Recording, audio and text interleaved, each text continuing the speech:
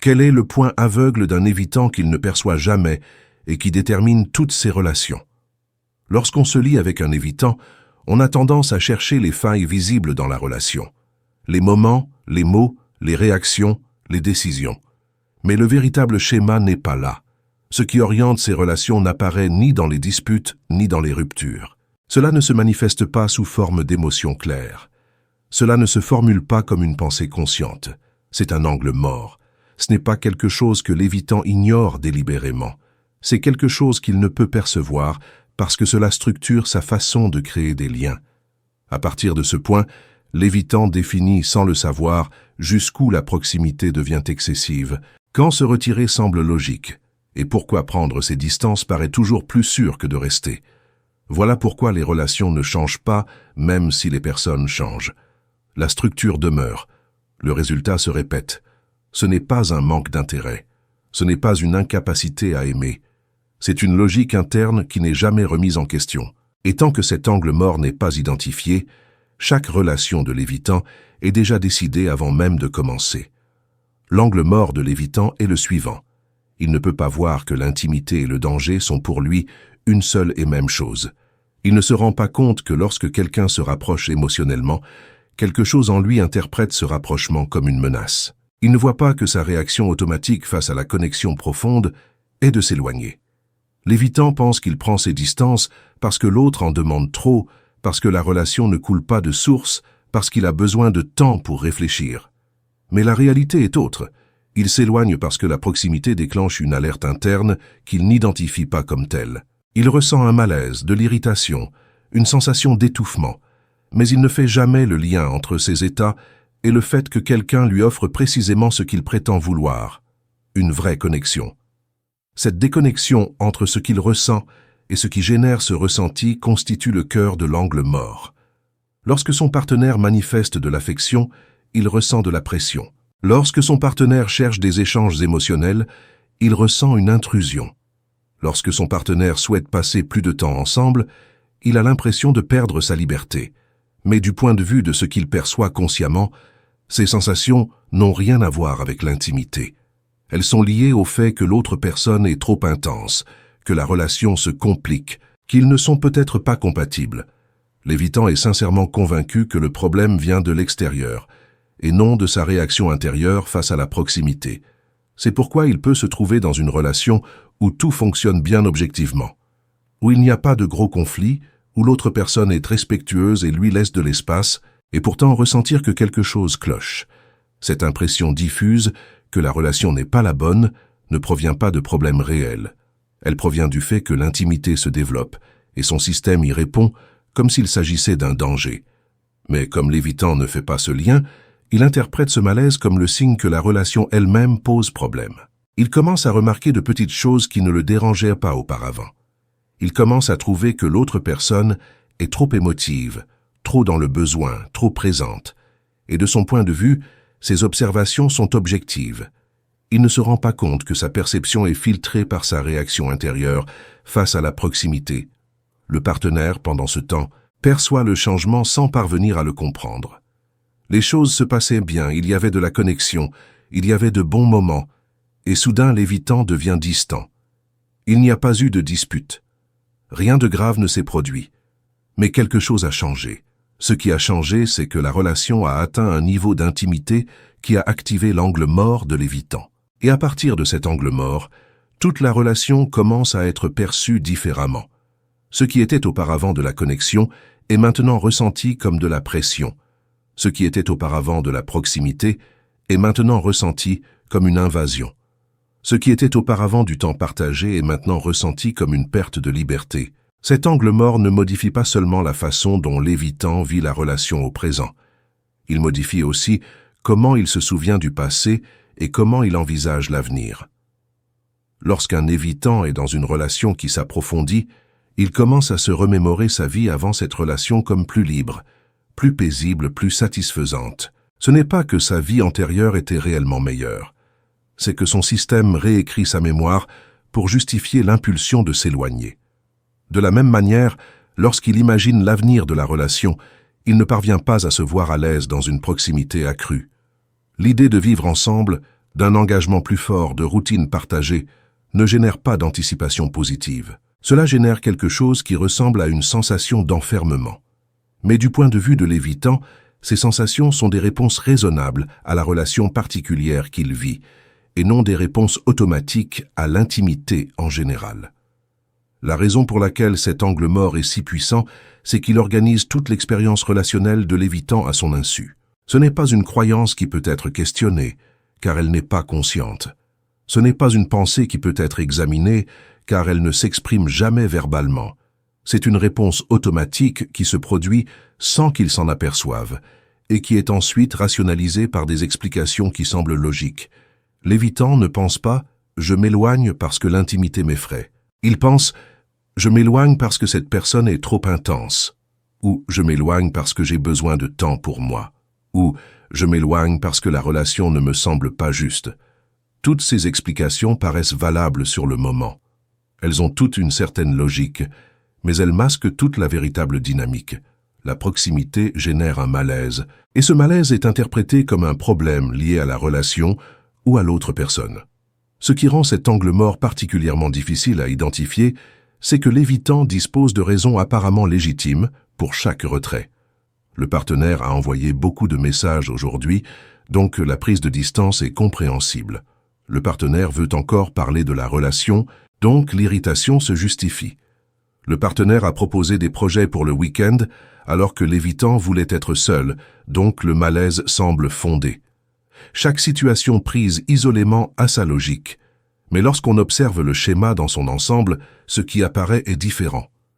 Peu importe à quel point le partenaire est raisonnable, peu importe l'espace qu'il accorde, peu importe à quel point il fait attention à ses besoins. Lorsque l'intimité atteint un certain niveau, l'évitant trouve des raisons pour créer de la distance. Les raisons changent, mais la réaction reste toujours la même. Ce schéma se reproduit dans chaque relation que l'évitant vit, mais de son point de vue, chaque relation a échoué pour des raisons différentes. Avec le premier partenaire, le problème était qu'il était trop dépendant. Avec le deuxième, le problème était que la connexion n'était pas assez profonde.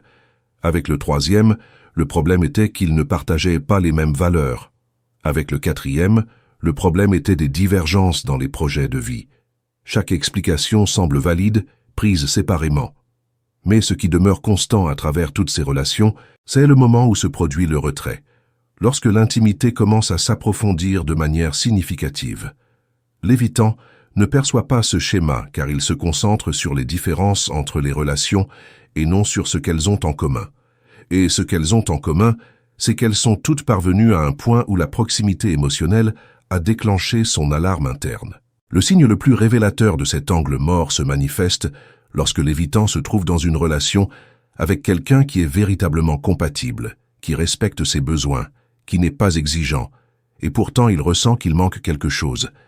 Cette sensation qu'il manque quelque chose ne vient pas du fait que la relation soit déficiente. Elle vient du fait que l'intimité génère un malaise, mais comme ce malaise n'est pas consciemment relié à la proximité, il est interprété comme un manque de chimie, un manque de passion, ou simplement l'impression que ce n'est pas la bonne personne.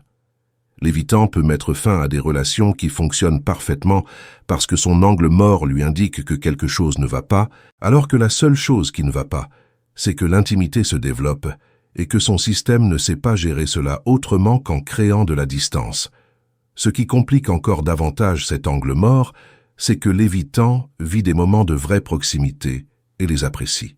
Ce n'est pas qu'il rejette toute forme d'intimité. Dans les premières phases de la relation, lorsque la proximité est limitée et maîtrisable, l'évitant peut être totalement présent. Il peut se montrer affectueux, il peut partager, il peut se connecter.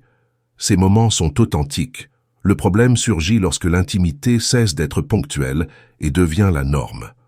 Lorsque l'attente de proximité émotionnelle devient constante, lorsque la vulnérabilité devient une composante régulière de la dynamique, c'est là que l'angle mort de l'évitant prend le contrôle.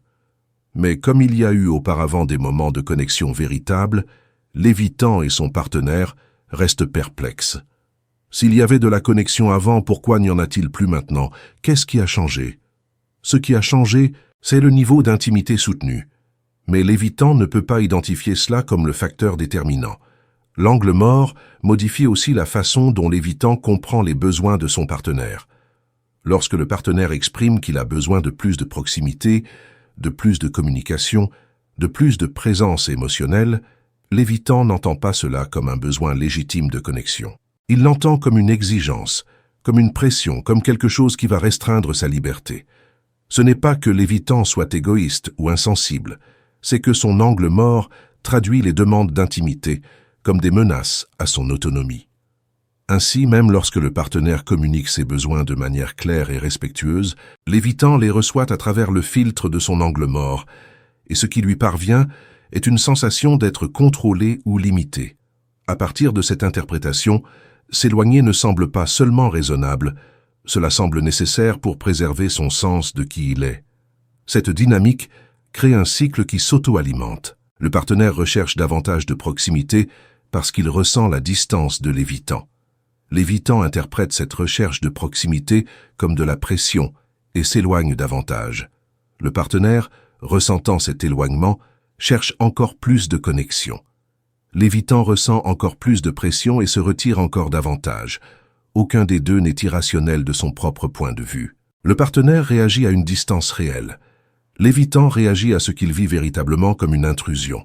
Mais la racine du cycle réside dans l'angle mort de l'évitant qui ne lui permet pas de voir que ce qu'il interprète comme une intrusion est simplement le désir normal de proximité émotionnelle dans une relation. Ce qui est le plus délicat avec cet angle mort, c'est que l'évitant peut parfaitement bien fonctionner dans d'autres domaines de sa vie. Il peut réussir professionnellement, il peut avoir des amitiés stables, il peut être responsable et fiable dans des contextes qui n'exigent pas d'intimité émotionnelle profonde. Ce bon fonctionnement dans d'autres domaines renforce sa conviction que le problème réside dans les relations particulières qu'il choisit ou dans les personnes avec qui il s'engage, et non dans sa façon de réagir à l'intimité. Si c'était quelque chose qui venait de lui, pense l'évitant, cela affecterait tous les domaines de sa vie, pas seulement les relations amoureuses. Mais ce raisonnement ne prend pas en compte le fait que l'angle mort s'active spécifiquement dans des contextes d'intimité émotionnelle profonde, ce qui est précisément ce qui distingue les relations amoureuses des autres interactions. Un autre aspect de cet angle mort, c'est que l'évitant a tendance à se sentir plus connecté à son partenaire lorsqu'il y a de la distance physique ou émotionnelle, lorsque le partenaire voyage, lorsqu'il traverse une période d'éloignement, lorsque la pression de l'intimité quotidienne n'est pas présente, l'évitant peut ressentir de la clarté concernant ses sentiments. Il peut ressentir le manque de son partenaire, il peut valoriser la relation, il peut même avoir envie de se rapprocher. Mais lorsqu'ils se retrouvent ensemble et que l'intimité quotidienne se rétablit, cette clarté s'évanouit. L'évitant ressent à nouveau du malaise, a à nouveau besoin d'espace, remet à nouveau la relation en question. De son point de vue, ces changements semblent indiquer que la relation fonctionne mieux à distance, qu'ils ne sont peut-être pas faits pour être si proches. Il ne voit pas que ce qui fonctionne dans la distance, c'est l'absence de l'intimité soutenue qui active son angle mort. L'angle mort de l'évitant affecte également sa capacité à évaluer si une relation est saine ou non, parce qu'il utilise son niveau de confort comme critère principal, et parce que son confort diminue à mesure que l'intimité augmente, il peut finir par croire que les relations les plus superficielles sont les plus compatibles. Une relation où le partenaire maintient une distance émotionnelle, où il n'y a pas beaucoup de vulnérabilité, où chacun vit sa vie de façon assez indépendante, peut sembler juste à l'évitant. Non pas parce qu'elle est réellement meilleure, mais parce qu'elle n'active pas son angle mort. Pendant ce temps, une relation avec quelqu'un qui recherche une connexion authentique, qui est émotionnellement disponible, qui souhaite construire une intimité profonde, semble inappropriée.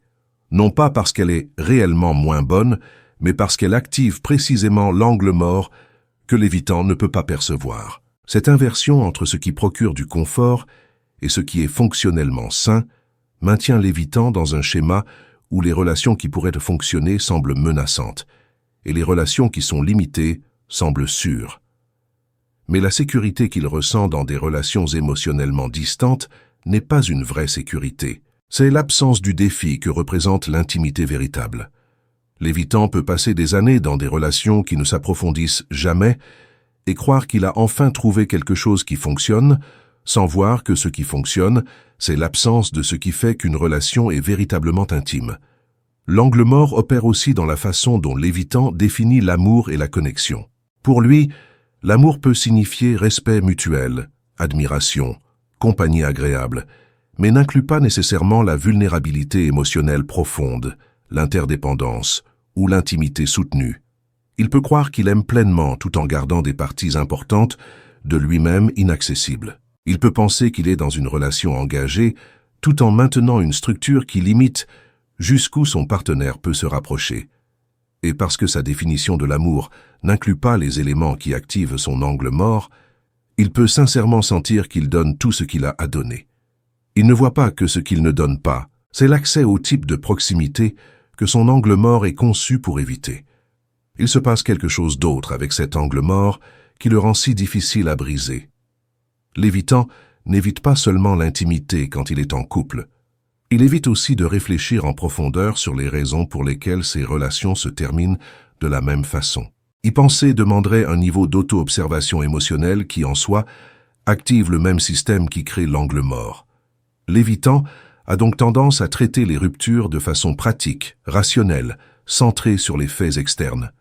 Il ne s'assoit pas pour explorer ses propres schémas émotionnels parce que cette exploration génère le même malaise que l'intimité. L'angle mort se protège lui-même en évitant le type de réflexion qui pourrait le révéler.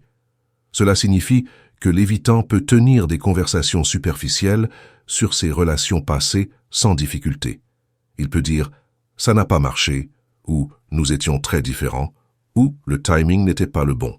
Mais si quelqu'un lui demande ce qu'il a ressenti quand l'autre personne se rapprochait émotionnellement, ou ce qui se passait dans son corps quand l'intimité grandissait, ou quelles pensées il avait sur l'avenir quand la relation s'approfondissait, ces questions génèrent le même malaise que génère l'intimité elle-même, et l'évitant répond à ce malaise de la même manière, en évitant, en détournant, en minimisant. L'angle mort n'affecte pas seulement ses relations, il affecte sa capacité à voir ses relations avec clarté après leur fin. Ce qui est intéressant, c'est que l'évitant peut être très conscient d'autres aspects de sa personnalité. Il peut savoir qu'il a tendance à être indépendant, qu'il accorde de la valeur à son temps en solitaire, qu'il n'est pas naturellement expressif sur le plan émotionnel. Il peut parler de ses caractéristiques ouvertement et avec aisance. Mais il y a une différence entre reconnaître des traits de personnalité et voir l'angle mort qui organise toute son expérience relationnelle. Un trait de personnalité est quelque chose que tu décris à propos de toi-même. Un angle mort est quelque chose qui te dirige sans que tu le vois. L'évitant peut dire « je suis indépendant » et se sentir à l'aise avec cette description. Mais il ne peut pas dire « j'interprète l'intimité comme un danger » parce qu'il ne voit pas que c'est ce qui se passe. Il n'a pas d'accès conscient à cette traduction automatique qu'effectue son système. C'est la raison pour laquelle les discussions sur le besoin d'espace résolvent rarement le problème fondamental dans une relation avec un évitant. Le partenaire peut accorder tout l'espace que l'évitant dit avoir besoin. Il peut respecter ses limites, il peut ne pas faire pression, il peut attendre patiemment. Mais si l'angle mort continue d'opérer, l'espace ne sera jamais suffisant. Parce que ce que l'évitant demande quand il demande de l'espace, ce n'est pas juste du temps physique en solitaire, c'est un soulagement du malaise que génère l'intimité. Et tant que la relation existe, tant qu'il y a une attente de proximité émotionnelle à un moment donné, ce malaise sera présent en arrière-plan. L'angle mort ne s'apaise pas avec plus d'espace. Il s'apaise avec l'absence d'intimité, ce qui contredit complètement le but d'être en couple. Cette contradiction explique en partie pourquoi les relations avec des évitants peuvent sembler si déroutantes pour leur partenaire. L'évitant affirme vouloir une relation. Il peut initier la relation. Il peut être présent dans les premières phases. Mais lorsque la relation commence à remplir sa fonction naturelle, qui est de créer une intimité profonde et durable, l'évitant commence à se retirer. Ce n'est pas qu'il a menti sur son désir d'être en couple. C'est que sa définition d'une relation fonctionnelle inclut des limites à l'intimité qu'il ne reconnaît pas lui-même comme des limites. Pour lui, ces limites se ressentent comme des besoins naturels d'espace et d'autonomie. Il ne voit pas qu'il s'agit de barrières défensives contre la proximité que son angle mort interprète comme dangereuse. Lorsqu'une relation prend fin, l'évitant ressent typiquement un soulagement initial. La pression disparaît, le malaise s'en va. Il retrouve son sentiment de liberté. Ce soulagement confirme pour lui que la décision était juste, que la relation n'était vraiment pas appropriée. Il ne se rend pas compte que le soulagement provient du fait qu'il n'a plus à gérer l'intimité qui activait son angle mort, et non du fait que la relation elle-même était problématique. Après ce soulagement initial, peut venir une période où il ressent le manque de son ex-partenaire, où il se remémore les bons moments, où il se demande s'il a commis une erreur. Mais s'il revient, le même schéma se répète. La proximité revient, l'angle mort s'active, le malaise revient et le cycle continue. L'évitant peut passer toute sa vie sans identifier cet angle mort. Il peut avoir plusieurs relations qui suivent le même schéma et ne jamais voir le fil qui les relie. Il peut croire qu'il n'a simplement pas trouvé la bonne personne, ou qu'il n'est pas fait pour les relations à long terme, ou qu'il accorde plus de valeur à son indépendance que la plupart des gens. Toutes ces narratives protègent l'angle mort parce qu'elles l'externalisent. Le problème est dans la compatibilité, dans les circonstances, dans ses valeurs personnelles, jamais dans la façon dont son système répond automatiquement à l'intimité. Ce qui rend cet angle mort particulièrement résistant, c'est qu'identifier cela demande à l'évitant d'examiner des moments où il s'est senti mal à l'aise et de considérer que ce malaise ne provenait pas de quelque chose d'externe, mais de sa propre réaction à la proximité. Cela demande de remettre en question des explications qui semblent parfaitement logiques sur le moment. Cela demande de voir que le schéma qui se répète n'est pas une coïncidence ou de la malchance, mais une réponse systématique qu'il apporte à chaque relation. Et cela demande de reconnaître que ce qu'il a interprété comme un besoin légitime d'espace peut être une réaction automatique à la menace que représente l'intimité pour son système nerveux. Cela demande aussi quelque chose de plus difficile, être prêt à ressentir le malaise sans immédiatement s'en éloigner. Parce que l'angle mort ne peut devenir visible que si l'évitant reste suffisamment longtemps dans des moments d'intimité croissante pour observer ce qui se passe en lui. Si chaque fois que la proximité génère du malaise, il crée automatiquement de la distance, il ne pourra jamais voir le lien entre proximité et malaise. Il continuera à croire que le malaise provient de la relation spécifique et non de sa réponse à l'intimité en général. Identifier l'angle mort demande de résister à l'impulsion de s'éloigner suffisamment longtemps pour voir ce qui le génère. Tant que l'évitant ne peut pas voir cet angle mort, chaque relation qu'il entreprend va aboutir au même endroit. L'intimité va se développer jusqu'à un certain point, son système va l'interpréter comme une menace, il va créer de la distance, et il va expliquer cette distance avec des raisons qui semblent valables. Le partenaire va ressentir le changement sans comprendre ce qui l'a causé, et la relation va se terminer ou va rester bloquée à un niveau de proximité qui maintient l'angle mort actif, mais pas suffisamment pour que l'évitant parte complètement. Aucune de ces options ne mène à l'intimité profonde que l'évitant dit vouloir, mais que son angle mort est conçu pour éviter. L'angle mort de l'évitant n'est pas qu'il ne veut pas d'amour, ce n'est pas qu'il ne peut pas ressentir de connexion, ce n'est pas qu'il est incapable d'intimité ponctuelle. L'angle mort est qu'il ne peut pas voir que l'intimité soutenue active une réponse automatique d'alarme dans son système, et que cette réponse se déguise en raison logique pour s'éloigner. Tant que cette dynamique reste invisible pour lui, il continuera à répéter le même schéma dans chaque relation, croyant à chaque fois que les circonstances sont différentes, alors qu'en réalité la structure interne qui oriente ces relations n'a jamais changé. Si tu es en couple avec un évitant, cela t'aide à comprendre que son éloignement n'est pas à propos de toi. Ce n'est pas à propos de quelque chose que tu as mal fait ou de quelque chose qui te manque.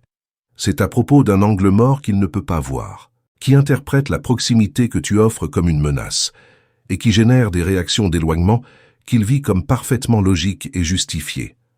Comprendre cela ne change pas nécessairement la dynamique, mais cela te donne de la clarté sur ce qui se passe réellement. Et cette clarté te permet de prendre des décisions éclairées sur si tu peux ou veux être dans une relation où l'intimité profonde active un système d'alarme que ton partenaire ne peut pas identifier.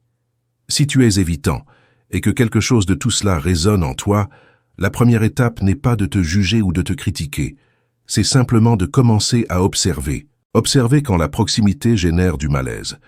Observer quel type de situations font que tu veux créer de la distance. Observer s'il y a un schéma dans le moment où tes relations commencent à sembler inappropriées. Observer si tes explications pour t'éloigner changent, mais le résultat reste toujours le même. Ce type d'observation, sans chercher à changer quoi que ce soit immédiatement, peut commencer à rendre visible ce qui a été un angle mort. Et une fois que c'est visible, cela devient quelque chose avec quoi tu peux travailler consciemment au lieu de quelque chose qui te dirige à ton insu. Laisse un commentaire en partageant si tu as observé ce schéma chez quelqu'un de proche ou chez toi-même. Mets un like si cette vidéo t'a apporté de la clarté sur quelque chose que tu ne parvenais pas à comprendre auparavant. Et abonne-toi pour plus de contenu sur la façon dont les relations fonctionnent quand des schémas invisibles dirigent les décisions. Merci d'avoir regardé.